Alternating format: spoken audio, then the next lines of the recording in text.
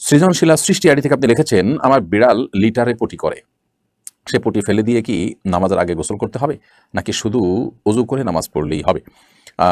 বিড়ালের মল যদি আপনি পরিষ্কার করেন তাহলে সেক্ষেত্রে এটার কারণে আপনার কোনো গোসল করার ব্যাপার নাই যে এটার কারণে আপনার গোসল করতে হবে। যদি হাতে বা কোথাও লাগে সেটা ধুয়ে ফেলবেন, যদি কোথাও না লাগে তাহলে তো কোনো অসুবিধাই নেই, আপনি অবস্থায় নামাজ পড়তে পারবেন। দেখতে পাচ্ছি মারুফ হাসান আপনি লিখেছেন, বর্তমান সময়ে ওয়াজের মঞ্চে হুজুরদের মধ্যে যে কাদা ছড়াছড়ি চলছে, এর মাধ্যমে সাধারণ দিনে ফেরা মানুষের মধ্যে বিভ্রান্তি সৃষ্টি হচ্ছে, এই সম্পর্কে আপনার মতামত কি? এই সম্পর্কে আপনার একটু নসিহা পেলে উপকৃত হতাম।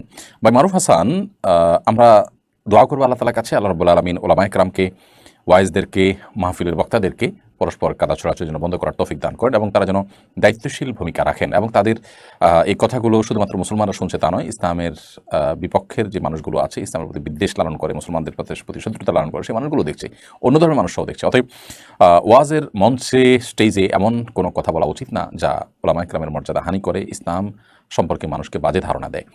এটা আমাদের বক্তাদেরকে আল্লাহ তাআলা বোঝার তৌফিক দান করুন। তারা যথাসম্ভব মঞ্চে কোরআন এবং হাদিসের কথা বলবেন, ব্যক্তিগত বিষয়গুলো যথাসম্ভব বলাবলি করবে না। যদি কোনো ভুল কারোর মধ্যে থাকে তাহলে সেক্ষেত্রে তাকে সরাসরি বুঝতে পারে মানুষ সেভাবে না বলে যদি সংশোধন করা যায় সেটা অধিকতর উত্তম। হ্যাঁ, যদি কারোর ব্যাপারে একেবারে স্পষ্ট করে না বললে উম্মত গুমরাহের মধ্যে পড়ে, ভুলের মধ্যে পড়বে, তাহলে সেক্ষেত্রে তখন বলা যেতে পারে, কিন্তু সেক্ষেত্রেও দায়িত্বশীলতার পরিচয় দেওয়া উচিত। কিন্তু যেটা হয় আজকাল, কারোর ব্যাপারে কোনো ভুল কেউ ধরিয়ে দিলে সে চুপ থেকে ভুলটা সংশোধন না করে উল্টা আরও সে বিষয়ে বিশুদ্ধারে নেমে যায়, অপরপক্ষের দোষ চর্চায় নেমে যায়, দোষ আবিষ্কারে নেমে যায়, ছিদ্র অন্বেষণ করার শুরু করে। এগুলো খুবই দুঃখজনক। আমরা যারা মাহফিলে কথা বলি না, মানুষকে নসিহা করি, মানুষকে দিনের পথে আসার দাওয়াত দিই, তারা নিজেরা যদি ভুল পথে চলে যায় তাহলে সেক্ষেত্রে সেটা খুবই দুঃখজনক। অতএব এ ধরনের মানুষদেরকে ব্যক্তিগত পারলে নসিহা করা উচিত এবং তাদের জন্য দোয়া করা উচিত। আল্লাহ তাআলা আমাদের প্রতি রহম করুন। উম্মতের ওলামায়ে কেরামকে আল্লাহ তাআলা সঠিক পথে চলার তৌফিক দান করুন। মঞ্জুরুল ইসলাম লিখেছেন, শীতের সময়ে বেশি সংখ্যক বিয়ে হয়ে থাকে, এটার কি কোনো শরঈ ব্যাখ্যা আছে? ভাই মঞ্জুরুল ইসলাম, শীতের সময় অধিকতর বিয়ে হয়ে থাকে আমাদের সমাজে, যেমনটা আপনি বলেছেন, যদি এরকম হয়ে থাকে বাস্তবে, তো এটা নিছকই আমাদের সমাজের কোনো সংস্কৃতি, কোনো কালচার, এর পেছনে আমাদের সমাজের সামাজিক কোনো কারণ বা আমাদের পারিপার্শ্বিক কোনো কারণ থাকতে পারে।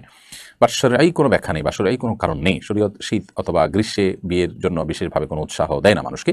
যার যখন সুবিধা হয় তখন তিনি বিয়ে করতে পারেন, এমন কোনো দিন, এমন কোনো মৌসুম নেই, এমন কোনো সময় নেই যখন বিবাহ করা যায় না, কিংবা বিবাহ করলে বেশি সওয়াব হয়, এমন কোনো সময় নেই। যার যখন প্রয়োজন হয় তিনি তখন বিয়ে করতে পারবেন। আমাদের সমাজে কাঁটা চাঁদে বিয়ে করতে হয় না, কাঁটা চাঁদে বিয়ে করতে হয় না, অর্থাৎ আপনার কোরবানির ঈদের মাসে বিশেষ বিয়ে করতে হয় না, এরকম আরও অনেক কথা লোকমুখে প্রচলিত আছে যেগুলোর কোনো ভিত্তি নেই।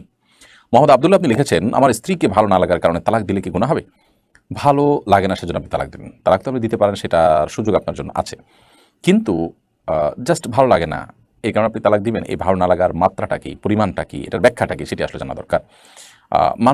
মানুষের সব কিছু সবসময় ভালো লাগে তা না। নবী করিম সাল্লাল্লাহু আলাইহি ওয়াসাল্লাম বলেছেন যে তোমার স্ত্রীর কোনো কিছুতে তুমি যদি অসন্তুষ্ট থাকো, তো তার অনেক কিছু আছে যেগুলোতে তোমার সন্তুষ্ট হওয়ার কথা। একটা মানুষকে আল্লাহ তাআলা গুণহীন করে সম্পূর্ণ সৃষ্টি করেছেন, এমনটি হতে পারে না। অর্থাৎ একটা মানুষের যত দোষী থাকুক তার কোনো না কোনো গুণ অবশ্যই আছে। বিধায় আপনার চোখে যদি তার ভালো না লাগার মতো কিছু জিনিস ধরা পড়ে, তো ভালো লাগার মতো অনেক কিছুই আছে। আল্লাহ তাআলা তাকে একজন পূর্ণাঙ্গ মানুষ হিসেবে সৃষ্টি করেছেন, তার শরীরে কোনো ত্রুটি রাখেন নাই, বিকলাঙ্গ বানান নাই। এটাও কি ভালো লাগার মতো একটা বিষয় নয়? এরকম আরও বহু বিষয় আছে।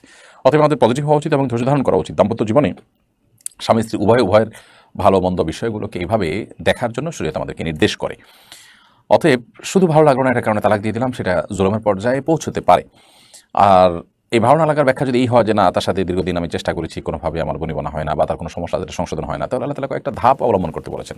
তাকে আপনি নসিহা করবেন, বোঝাবেন, অন্য কাউকে দিয়ে নসিহা করবেন, তার পক্ষের একজন, আপনার পক্ষের একজন সালিস বা তৃতীয় পক্ষ যেটাকে বলা হয়, এরকম উভয় পক্ষ থেকে মুরব্বীদেরকে নিয়ে বসে, বিচক্ষণ মানুষ এবং জ্ঞানী মানুষদেরকে, গুণী মানুষদেরকে নিয়ে বসে সমাধানের চেষ্টা করবেন। তাতেও যদি না হয়, কোনো আশা না থাকে এবং সমস্যাটা এত জটিল হয় যে এই অবস্থায়, এরকম অবস্থায় সংসার করা কঠিন হয়, নানান জটিলতা সৃষ্টি হওয়ার আশঙ্কা থাকে, তাহলে সেক্ষেত্রে তালাকের চিন্তা করা যেতে পারে। এজন্য এ ধরনের বিষয়গুলো বিদগ্ধ কোনো আলেমের কাছে ডিটেইল বলে তারপর আপনি পরামর্শ নিলে সেটা বেশি ভালো হবে।